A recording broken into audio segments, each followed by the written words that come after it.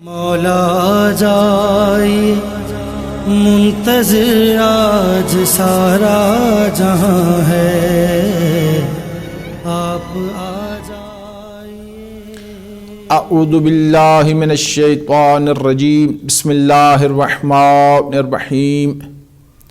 الحمد للہ رب العالمین، تبارک الذی نزل الفرقان علی عبدہ لیکون للعالمین نذیرا، الذی لہ خلق السماوات والارض ولم یتخذ صاحبۃ ولا ولدا ولم یکن لہ شریک فی الملک وخلق کل شیء فقدرہ تقدیرا۔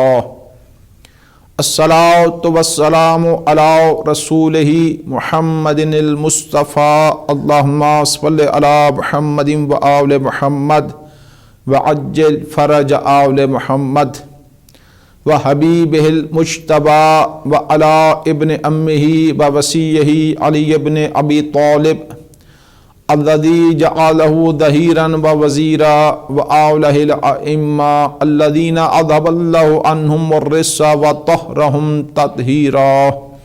اللہم صل علی محمد وآل محمد وعجل فرج آل محمد الذین من ولاکم نجا ومن عداکم سیصلی سعیرا، ولعنۃ اللہ علی اعدائہم اجمعین۔ اما بعد فقد قال رسول اللہ صلی اللہ علیہ وآلہ وسلم، بسم اللہ الرحمن الرحیم۔ من مات ولم یعرف امام زمانہ مات میتۃ جہلیہ، اللہم صل علی محمد وآل محمد وعجل فرج آل محمد۔ جیسا کہ آپ سب مستحضر ہیں، ہم جو ہمارا گفتگو کا محور مرکز نقطہ ہے وہ معرفت امام زمانہ عجل اللہ تعالی فرجہ الشریف ہے۔ اسی سلسلے میں، اسی کڑی میں جو ہم نے گزشتہ 2 جلسوں میں گفتگو کو ایک مرحلے تک پہنچایا، پہلے جلسے میں ہم نے معرفت امام زمانہ علیہ السلام کیوں ضروری ہے اس کے اوپر گفتگو کی۔ پھر دوسرے گفتگو میں جلسے میں ہم نے یہ عرض کیا کہ ہم نے کس طریقے سے امام علیہ السلام کو پکارنا ہے اور کس کس امام نے، کس کس نبی نے اپنے امام زمانہ علیہ السلام کو پکارا ہے۔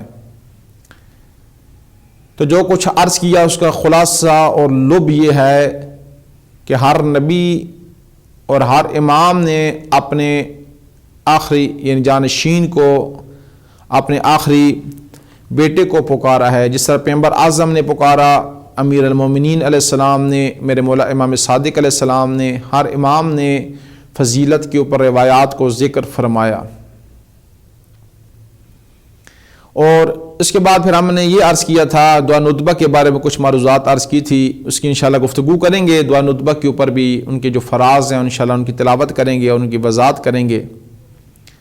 لیکن اس گفتگو میں وارد ہونے سے پہلے میں نے کچھ آخر میں ایک گفتگو یہ کی تھی کہ ہر نبی نہیں بلکہ کچھ انبیاء کے درمیان میں یہ غیبت آئی ہے، اور جب اللہ کی مصلحت یہ ہوئی تھی کہ یہ غیبت ختم ہو جائے تو ذات حق نے اس غیبت کو ختم کر کے لوگوں کے سامنے اپنی حجت کو ظاہر کر دیا۔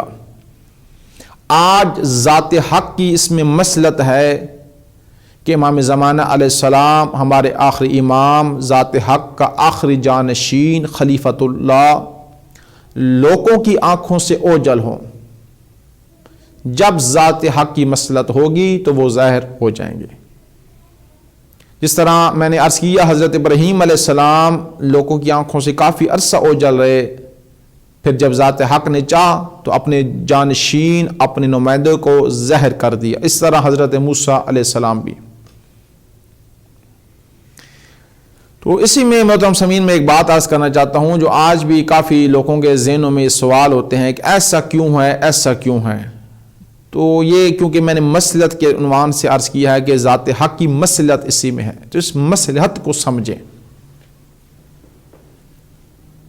لیکن جتنی بھی ہماری شریعت مقدسہ میں کچھ چیزیں حلال ہیں، کچھ چیزیں حرام ہیں، جو کچھ بھی حلال و حرام ہے یہ ذات حق کی ہر چیز میں مصلحت پائی جاتی ہے۔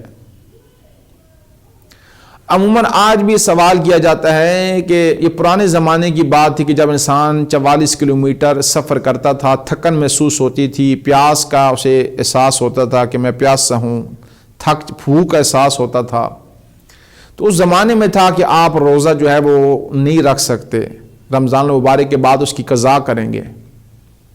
عموماً لوگ یہ کہتے ہیں آج ہم جب ایسی گاڑیوں میں، اچھی گاڑیوں میں، اچھی سڑکیں ہیں، سکون دے سفر کرتے ہیں، ہمیں نہ پیاس کا احساس ہوتا ہے، نہ ہمیں بھوک کا احساس ہوتا ہے، اور اگر ہم گھر میں ہوں تو گھر میں کام ہوتا ہے یا انسان کی مثلا بجلی نہیں ہے یا پیاس کا احساس ہو رہا ہے، بھوک کا احساس ہو رہا ہے، لیکن سفر میں اچھی ٹرانسپورٹ ہے، اچھی گاڑیاں ہیں، ہمیں فیل ہی نہیں ہوتا کہ ہم پیاسے ہیں، ہمیں تھکن نہیں ہوتی، تو ہم کیوں روزہ نہ رکھیں؟ ہم روزہ رکھیں گے۔ یہ اس زمانے کے ساتھ مختص تھا کہ جب لوگ گھوڑوں پر، اونٹوں کے اوپر یا پیدل سفر کرتے تھے تو ان کے لیے مشکل تھا، تو ذات حق نے دیکھا تو اس لیے اس کریم اللہ نے کہا کہ آپ سفر میں روزہ نہیں رکھ سکتے، آپ سفر میں نماز قصر پڑھیں گے۔ آج ایسا نہیں ہے، یہ عموماً ایک سوال ہوتا ہے، ایک روشن فکری سی آ چکی ہے۔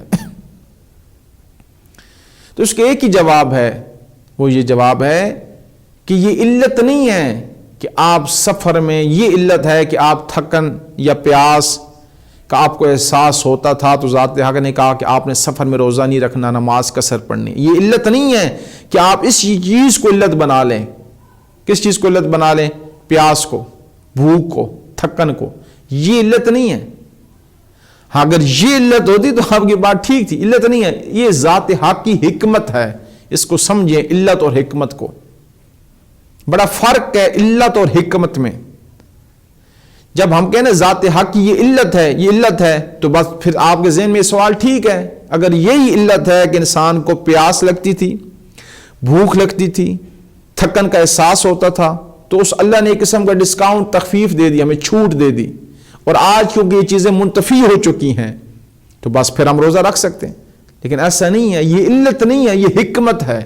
اس اللہ کی حکمت اس میں ہے کہ آپ سفر میں روزہ نہ رکھیں، بس اس کی حکمت ہے، اس حکمت کو سمجھیں۔ اس کی حکمت یہ ہے کہ آپ سفر میں نماز قصر پڑھیں۔ یہ فرق ہے علت اور حکمت میں۔ جب حکمت ہے تو بس اب ہمیں حکمت کا نہیں پتا کہ کیوں حکمت، اس میں کیا راز ہے، کون سی چیز پوشیدہ ہے، کہ اس اللہ جو حکیم ہے، وہ کریم اللہ حکیم ہے، اور حکیم کا ہر فعل حکمت سے خالی نہیں ہوتا۔ تو اسی طرح میں نے کیوں بحث کس لیے کی کہ انبیاء علیہ السلام میں بھی غیبتیں آئی ہیں، اور وہ حکمت تھی اللہ کی، اور جب اللہ نے چاہا کہ اب یہ وقت ہے کہ میرا جانشین دنیا کے سامنے ظاہر ہو جائے، تو اللہ نے اس پردے کو ختم کر دیا، حجاب کو ختم کر دیا۔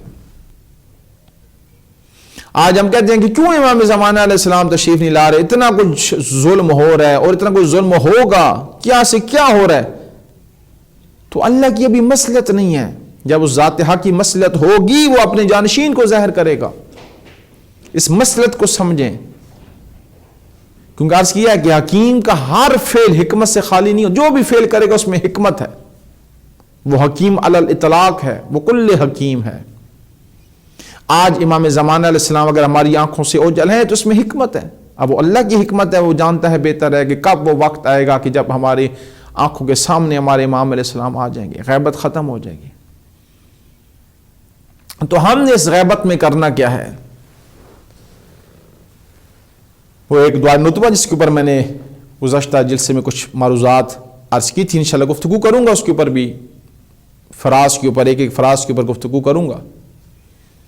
لیکن آج میں آپ کو یہ بتانا چاہتا ہوں، ایک عمل دینا چاہتا ہوں اپنے محترم سامعین کو، ایک طریقہ بتانا چاہتا ہوں، ایک راہ بتانا چاہتا ہوں، ایک طرق بتانا چاہتا ہوں، ایک دروازہ بتانا چاہتا ہوں، جس دروازے، طرق، راہ سے آپ انٹر ہو کر امام کا قرب حاصل کریں گے۔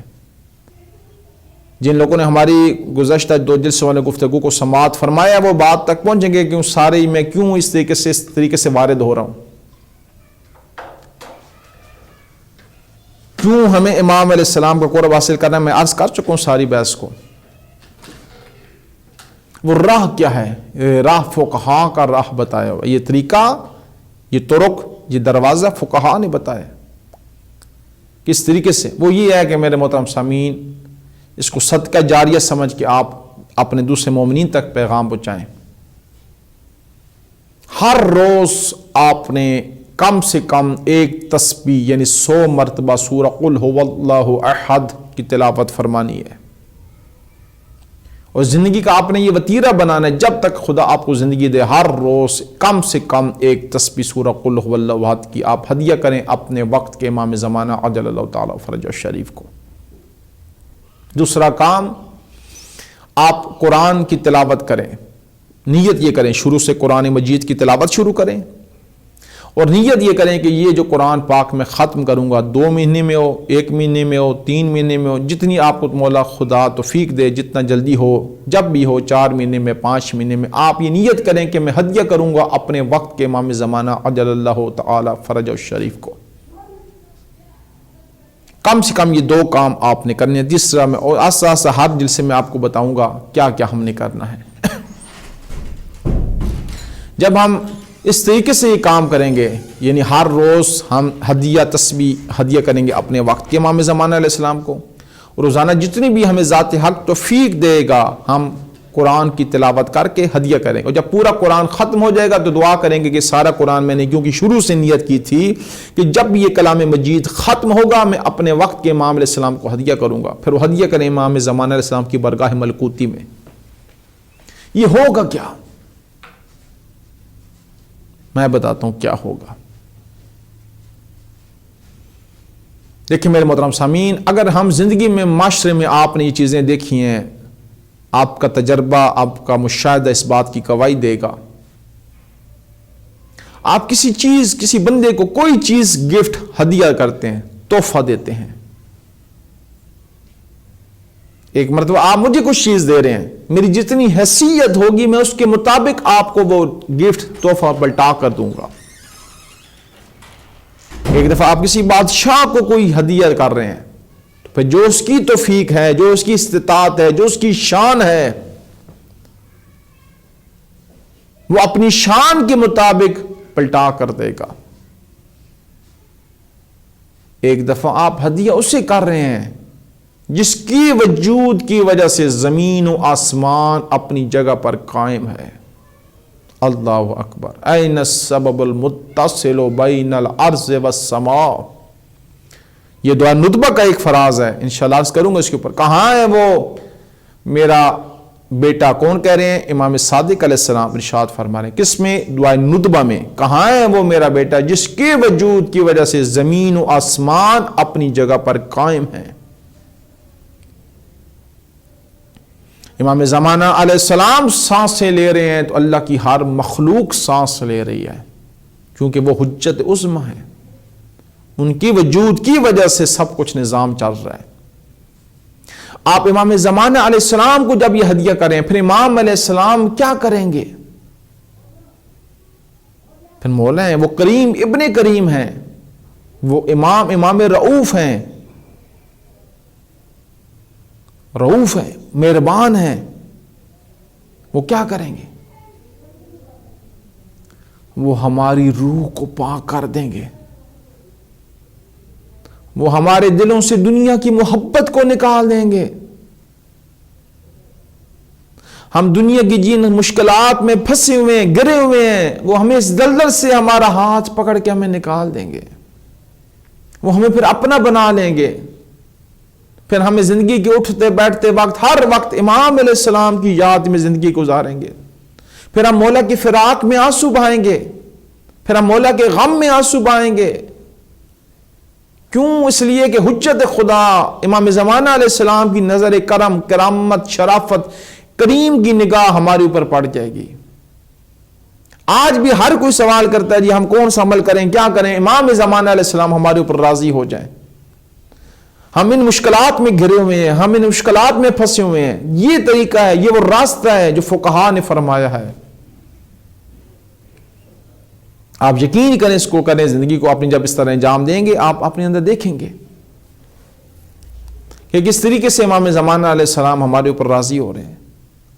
وہ اس ہدیہ جب امام کو کریں گے، امام خود آپ کے ہاتھ تھام لیں گے، کیونکہ ہمارے درمیان کچھ مشکلات ایسے، حالات ایسے بن چکے ہیں کہ ہر بندہ اضطراب میں ہے، وہ کہتا ہے پتہ نہیں میں حق پر ہوں یا باطل پر ہوں۔ پھر کبھی آپ یہ نہیں کریں گے، کیوں؟ ہر مشکل وقت میں وہ خود کریم ابن کریم امام علیہ السلام آپ کے دامن کو تھامیں گے، آپ کے ہاتھ کو پکڑ لیں گے، گرنے نہیں دیں گے۔ وہ تو آج بھی انتظار میں، کوئی ہو جو میرے پاس ہے، جو مجھے پکارے۔ تو آج سے یہ میں نے جو عمل آپ کو بتایا ہے، اس کو انجام دیں، زندگی میں کریں۔ قرآن کی تلاوت کریں، ہر روز کریں، جب بھی کلام مجید ختم ہو امام کو ہدیہ کریں، ہر روز ایک تسبیح، کم سے کم ایک، زیادہ جتنی ہو بہتر ہے، سورہ قل هو اللہ احد کی امام علیہ السلام کو ہدیہ کریں۔ یہ وراثت ہے، یہ وہ طرق ہے، جو دروازہ ہے امام کے قرب حاصل کرنے کا۔ اور اسی میں سے جو چیز دوسرا طریقہ ہے وہ یہ ہے، یہ ایک راستہ ہو گیا۔ دوسرا، اٹھ کر صبح صبح آپ نے نماز صبح کے بعد جب فریضہ الہیہ پڑھ چکے ہیں، یعنی نماز واجب صبح کی، اس کے بعد مفاتیح الجنان، آج کل الحمدللہ یہ موبائل کا بھی زمانہ ہے، سوشل میڈیا، اب تو کوئی مشکل بھی نہیں ہے۔ پہلے زمانے میں کہتے تھے جی ہمارے پاس مفاتیح الجنان موجود نہیں ہے، ہمارے پاس ادعیہ کی کتب نہیں ہے۔ اب تو ہر گھر میں موبائل ہے، ہر کسی کے پاس یہ چیزیں موجود ہیں۔ ایک دعائے عہد ہے، اس دعائے عہد کے اوپر بھی میں اگر وقت ہوا تو آج عرض کروں گا، نہیں تو پھر انشاءاللہ کبھی۔ اس دعائے عہد سے پہلے ایک زیارت ہے 5-6 لائنوں کی، وہ زیارت میرے وقت کے امام زمانہ علیہ السلام کی زیارت ہے۔ اس زیارت کو پڑھیں، مولا کے اوپر سلام کریں، مختصر ہے، بہت مختصر ہے، 4-5-6 لائنوں کی۔ اور جب وہ زیارت ختم ہوتی ہے نا، اس کا آخری لائن آ جاتی ہے، آخری بار اس میں جملہ ہے اللہم ان ہادہی۔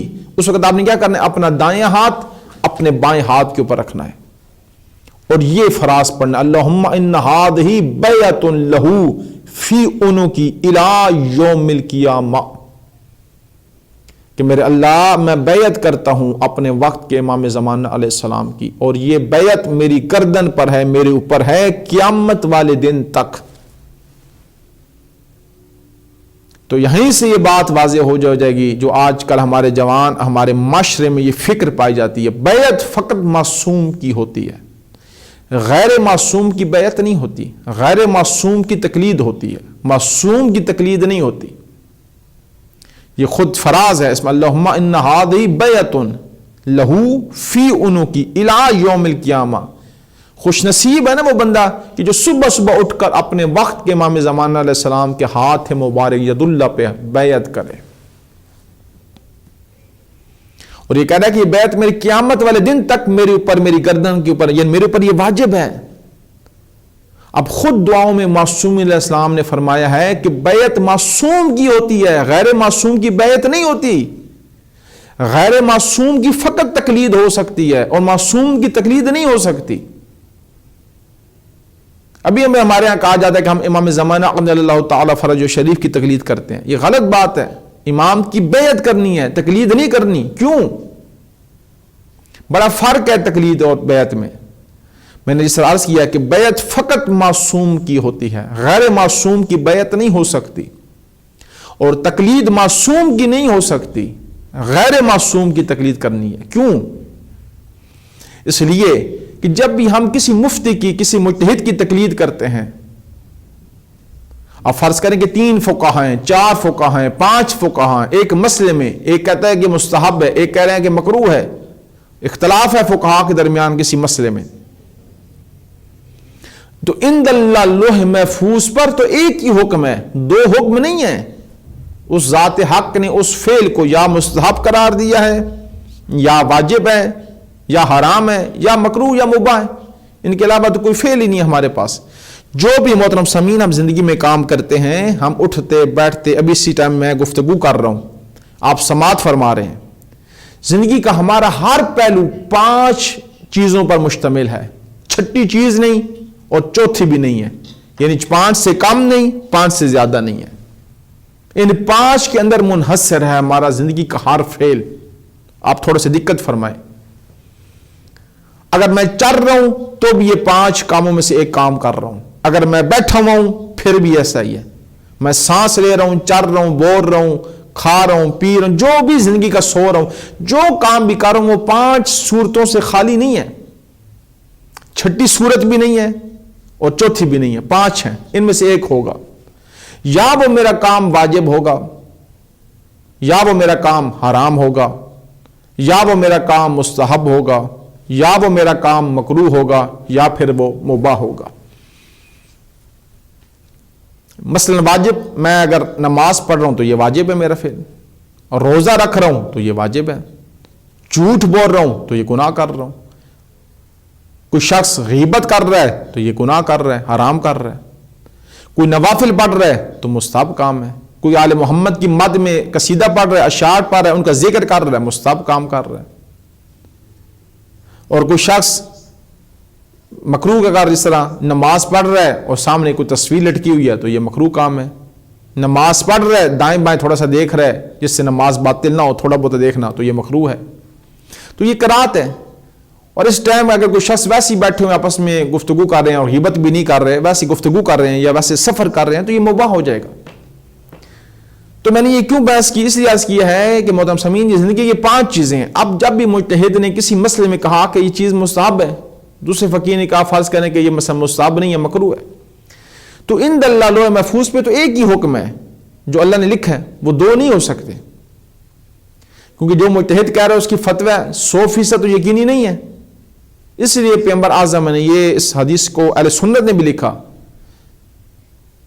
للمصیب اجران وللمخطی اجر واحد، کہ جس مجتہد کا فتویٰ واقع کے مطابق ہو، کہ جو اللہ نے حکم اس حکم کے لیے مشخص کیا ہے، اگر اللہ نے کہا ہے کہ یہ فعل مستحب ہے اور غیبت کے زمانے میں مجتہد نے بھی قرآن اور روایات سے اس مسئلے کو مستحب نکالا ہے، تو یہ پہنچ گیا ہے مفتی مجتہد اس واقعے تک جو اللہ نے لکھا ہے، تو پیغمبر فرما رہے ہیں اس مفتی کو 2 اجر ملیں گے. یعنی ایک اس کی زحمت کا اور ایک اس کا کہ جو اس نے مطابق کے واقع کیا ہے. لیکن ایک مجتہد نے واقع میں مستحب تھا، یہ مستحب تک نہیں پہنچ سکا اور اپنی طرف سے مکمل سعی و کوشش کی ہے، اپنی طرف سے کوئی کوتاہی نہیں کی. جس طرح مجھے اب یقین ہے کہ دن کے 4 بجے ہیں، پوری دنیا یہ کہے کہ ابھی رات کے 4 ہیں، تو میں اپنی اس بات سے پیچھے نہیں ہٹوں گا. اسی طرح مجتہد کو جب تک یقین نہ ہو اس تک وہ فتویٰ نہیں دے سکتا. اس کا فتویٰ دینا ٹھیک نہیں ہے. اس کو 100% یقین ہے، جس طرح مجھے یقین ہے کہ ابھی دن کے 4 بجے ہیں، اسے بھی یقین ہے، اس نے فتویٰ دے دیا، لیکن عند اللہ لکھا ہوا تھا مستحب، یہ مستحب تک نہیں پہنچا. اس نے کہا یہ مباح ہے، یا اس نے کہہ دیا مکروہ ہے. اپنی طرف سے ساری کوشش کی. پیغمبر فرما رہے ہیں للمخطی اجر واحد، جس کا فتویٰ مطابق واقع نہ ہو اسے 1 اجر ملے گا، لیکن جس کا مطابق واقع ہو اسے 2 اجر ملیں گے. تو بس یہیں سے پتہ چلا کہ جو غیر معصوم ہوتا ہے، جس کی تقلید کی جاتی ہے، ایک مرتبہ اس کا فتویٰ وہی فتویٰ ہوتا ہے جو اللہ نے لوح محفوظ میں مکتوب لکھا ہے، جو اللہ کے ہاں ہے، اور ایک دفعہ ایسا نہیں ہے. لیکن جب امام کی تقلید، ہم کہتے ہیں امام یعنی کون؟ جس کے کلام وہی کلام ہوتا ہے جو اللہ کا کلام ہوتا ہے، وہاں سے خطا کا تصور ہی نہیں ہو سکتا. یہ وہی چاہتے ہیں جو وہ چاہتا ہے. تو ایسے عالم صورت میں ہم بیعت کرتے ہیں امام کی. تقلید غیر معصوم کی ہوتی ہے، کیونکہ وہاں پہ خطا کا امکان ہے، اور جہاں پر عصمت ہو، امامت ہو، وہاں سے خطا کا تصور نہیں کیا جا سکتا. تو اس لیے کہا جاتا ہے بس امام کی بیعت کریں اور اس کے بعد غیر معصوم کی آپ تقلید کریں، کیونکہ خود معصوم نے فرمایا ہے. ایک علیحدہ موضوع ہے، میں پھر یہاں زیادہ اس کے اوپر گفتگو نہیں کروں گا. میں اپنے موضوع کی طرف آنا چاہتا ہوں. یہ مقدمتاً میں نے ایک موضوع تھا، اس کی میں نے اشارہ کر دیا. تو یہ دعا زیارت پڑھنی ہے آپ نے، زیارت امام زمانہ علیہ السلام، جو دعائے عید سے پہلے. اس کے بعد دوسرا کام ہے ہم نے غیبت میں کرنا ہے، وہ کیا؟ جو خود معصوم نے فرمایا، دعائے عہد ہے، جو 40 دن ہم نے کم سے کم جو ہے وہ تلاوت کرنی ہے. عجیب ہے دعائے عہد. ہر روز اٹھ کر اپنے امام زمانہ علیہ السلام سے عہد کریں، امام علیہ السلام کو پکاریں. اور اس میں ہم نے کرنا کیا ہے؟ اس میں ہم نے یہ کرنا ہے کہ میرے مولا امام صادق علیہ السلام ارشاد فرما رہے ہیں، معصوم فرماتے ہیں اس میں آپ نے 40 دن کم سے کم، یعنی کم سے کم عرض کرتا ہوں، یعنی ایک چلہ، یعنی ہر روز صبح کی نماز کے بعد، نماز فریضہ پڑھنے کے بعد آپ نے دعا عید پڑھنی ہے، اور ان 40 دن میں کوئی گیپ نہ آئے، اگر چھوٹ جائے پھر شروع سے ہو جائیں۔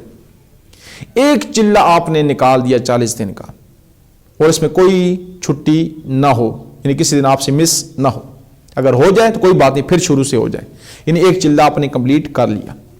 اس کے بعد آپ نے زندگی کی روٹین بنا لینی ہے، ہر روز صبح کی نماز کے بعد یہ دعائیں عید پڑھیں۔ کبھی انسان ہے دیر سے آنکھ کھلی، یا خدا نخواستہ نماز قضا ہو گئی، یا مثلا سفر میں تھا اس کے بعد دعا نہیں تھی، تو کوئی بات نہیں، پھر اگلے دن پڑھ لیں، لیکن ایک چلہ حتماً نکالنا ہے۔ اس کے بعد کی باتیں کروں، لیکن جب تک آپ کو خدا زندگی دے آپ نے اپنا وتیرہ بنانا ہے، دعائیں عید کو نہیں چھوڑنا۔ اس دعائیں عید میں کیا کیسے معارف ہے، انشاءاللہ میں آندہ آنے والے گفتگو میں عرض کروں گا، دعائیں عید کے اوپر بھی، دعائیں ندبہ کے اوپر بھی، اور جو کچھ میرے مولا کے معارف ہیں انشاءاللہ میں ان کے اوپر گفتگو کروں گا۔ تو اس دعائیں عید کو ہوگا کیا، معصوم فرما رہے ہیں میرے مولا امام صادق علیہ السلام، فرمایا کہ جو شخص بھی غیبت میں، ہمارے آخری بیٹے کی غیبت میں دعائیں عید کی تلاوت کرے گا، تو معصوم علیہ السلام فرماتے ہیں من دعا الی اللہ، جو بھی دعا کرے گا ذات حق کی طرف، تعالی 40 صباحا، دیکھا خود معصوم فرمائے 40 صبح کو یہ دعا کرے گا، کیا بہذا العاد، یہ عید کان من انصارہ قائمنا، فرمایا کہ وہ شخص ہمارے آخری بیٹے کے انصار میں سے ہو جائے گا۔ اللہ اکبر، اس سے بڑا کیا عمل ہے؟ کیوں ہم غفلت کی نیند سوئے ہوئے ہیں؟ کیوں ہم یہ چھوٹے چھوٹے وظیفے انجام نہیں دیتے؟ ہم نے جو کچھ بھی کرنا ہے، یہ بھی بتا دوں، فقط اپنے لیے کرنا ہے، امام علیہ السلام کے لیے کچھ نہیں کرنا۔ اپنے نفس کی اصلاح، امام کو پکارنا، یہ سب اپنے لیے ہیں، کیونکہ ہمارا نفس پاک ہو جائے، ہم اس قابل ہو جائیں کہ کل امام علیہ السلام کی قدموں میں شہادت کی منزل پر فائز ہو جائیں۔ یہ اپنے لیے ہم نے کر رہے ہیں، کوئی امام کے لیے نہیں کر رہے۔ قرآن پڑھ رہے ہیں اس لیے کہ ہم پاک ہو جائیں، وہ راضی ہو جائے۔ امام کے غم میں آنسو بہا رہے ہیں اپنے لیے کہ مولا تشریف لے آئیں، وہ ہم سے راضی ہو جائیں، ہم اللہ کے مقربین بن جائیں۔ اب کتنا چھوٹا سا عمل ہے، صرف 3-4 منٹ لگتے ہیں، لیکن ہم یہ لوگ یہ کام بھی نہیں کرتے، ہم غفلت کی نیند سوئے ہوئے ہیں۔ خدا انسان بیدار ہو جائیں، اپنے اندر انسان تبدیلی لے کر آئے، مولا کو پکاریں، مولا کے غم میں روئیں، اس کے غم میں آنسو بہائیں، اٹھتے بیٹھتے کہیں یا صاحب زمان، یا بقیت اللہ، یا امید زہرا، یا امید حسین ابن علی۔ آج بھی کربلا والے انتظار کر رہے ہیں امام حسین علیہ السلام اور جتنے بھی شہدائے کربلا امام زمان علیہ السلام کا۔ تو مولا امام صادق صاحب نے فرمایا کہ جو شخص بھی 40 دن، فرمایا 40 صباحا، 40 صبح کو یہ کرے گا، یہ دعا پڑھے گا، پھر کیا ہوگا، من انصار ہی، وہ ہمارے آخری بیٹے کے انصار میں سے ہوگا، یعنی ان کے نصرت کرنے والوں میں سے ہوگا، مولا کے ساتھ میں سے ہوگا۔ فَإِن مَاتَ قَبْلَهُ، لیکن اگر وہ مر جائے اس سے پہلے، اخرج اللہ تعالی من قبرہ، یعنی امام علیہ السلام کے ظہور نہیں ہوا اور یہ پہلی شخص دنیا سے چلا گیا، اسے زندگی نے مہلت نہیں دی، یہ چلا گیا، تو میرے مولا نے فرمایا تھا نا کہ من انصارہ، وہ ہمارے بیٹے کے انصار میں سے ہوگا۔ پھر معصوم فرماتے ہیں فَإِن مَاتَ قَبْلَهُ، یعنی قبلہ، یعنی امام زمان علیہ السلام کے ظہور سے پہلے ہمارے، اخرج اللہ تعالی من قبرہ، ذات حق خود اس کو قبر سے معشور فرمائیں گے۔ کب؟ جب ہمارا بیٹا جو ہے دنیا میں آئے گا۔ وَآتَاهُ بِكُلِّ كَلِمَةٍ أَلْفَ حَسَنَةٍ، اور جب یہ بندہ اس کو دعائے عید کو پڑھتا ہے نا، میرے مولا امام صادق علیہ السلام فرما رہے ہیں اللہ ہر کلمے کے بارے میں اس کو 1000 نیکیاں دے گا، وَمَحَا عَنْهُ سَيِّئَةً أَلْفًا، اور ہر کلمے کے مقابلے میں اللہ 1000 گناہ معاف کرے گا۔ اللہ اکبر، اللہ اکبر، کتنا عظیم معرفت کا یہ سمندر ہے۔ یعنی کوئی شخص تلاوت کر رہے ہیں، اگر انہی تلاوت ہی کے دوران، اسی دوران امام زمانہ علیہ السلام کا ظہور ہو جائے، معصوم فرما رہے ہیں کان من انصار ہی، یہ ہمارے انصار میں سے ہوگا، یہ ہمارے آخری بیٹے کے انصار میں سے، محبین میں سے، فوج میں سے شمار ہوگا۔ لیکن اگر امام علیہ السلام کے ظہور سے پہلے دنیا سے چلا جائے، ذات حق اس کو قبر سے نکالے گا اور ان کے انصار میں شمار کرے گا، اور ہر روز جو پڑے گا 1000 نیکی ایک کلمے کے مقابلے میں، اور 1000 گناہ معاف ہوں گے۔ میرے محترم سامعین، یہ راستے ہیں میں نے آج اس گفتگو میں آپ کی خدمت میں عرض کیے. دعا گوں کہ خداوند متعال ذات حق ہمیں توفیق عطا فرمائے کہ ہم اس غیبت میں جتنا ہو سکے اپنے وقت کے امام علیہ السلام کو پکاریں، اور میرے مولا کا جل ظہور ہو، اور ہمیں مولا توفیق دے کہ ہم امام علیہ السلام کے انصار میں شامل ہو کر مولا کے قدموں پہ شہادت کی منزل پر فیض ہو سکیں. انشاءاللہ آئندہ آنے والے گفتگو میں مزید امام کی معرفت کے اوپر گفتگو کی جائے گی. اللہم صلی علی محمد و آل محمد وعجل فرج آل محمد. منتظر آج سارا جہاں ہے، آپ آ جائیے. جانشین نبی